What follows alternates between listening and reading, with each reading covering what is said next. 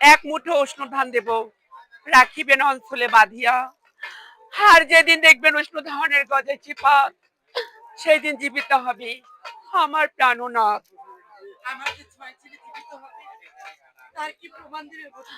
বাসমণি পাত্র রাখবেন পুকুরে ফেলাইয়া। যেদিন দেখবেন বাসমণি পাত্র উঠেছে ভেসে, সেদিন জীবিত হবে তোমার স্মৃতি ছেলে মা।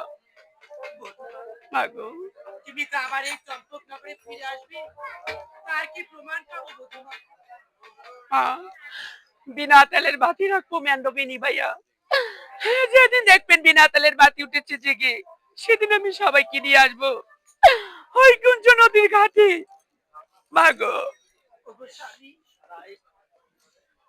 আমার লগে কিন্তু দিয়ে যাচ্ছে সেই দরিয়ার জলে, আমাদের অদস্য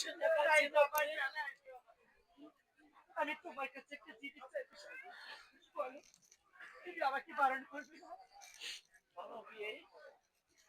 আজ আমি সহ্য বংশ তোমাকে কথা দিচ্ছি, গুজরাই নদীর ঘাটে তুমি আমার বাবার লোকার জন্য যাবে।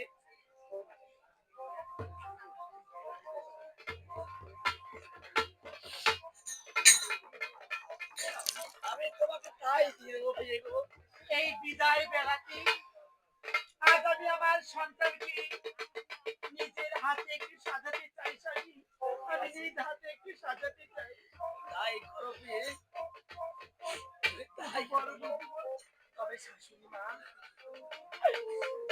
অন্নপ্রাশনে তুমি তো সাজিয়েছিলে, তাই না শাশুড়ি মা?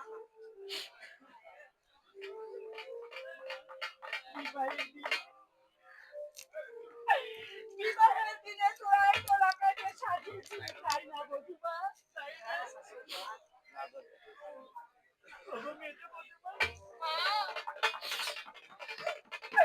লোকের বিবাহের দিনে লোকে যে তুমি সাজিয়ে দিয়েছিলে,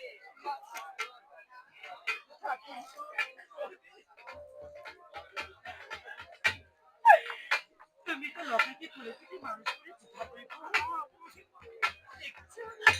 দেখতে থাকবো আমাদের এলাকায় চলে যাচ্ছে মাতা, আমাদের এলাকায় দরিয়া চলে চলে যাচ্ছে মা, আমাদের অদৃষ্ট লেখা,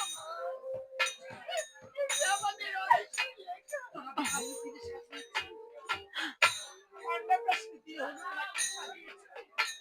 আজ এই বিদায় বেলা আমি আমার সন্তানকে নিজ হাতে সাজাবো বন্ধুরা, আজ আমি আমার সন্তানকে নিজ হাতে সাজাবো। মা,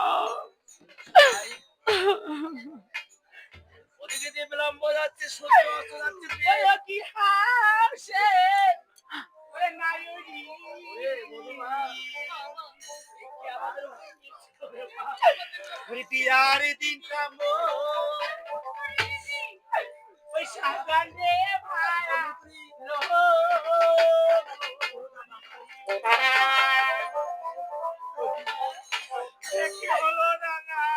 সাজে কেউ কোনোদিন সাজে না। আমি লোকাকে আমি কোলে পিঠে মানুষ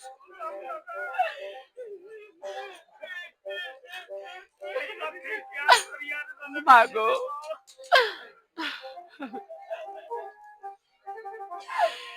ও আমার হাসে নায়রি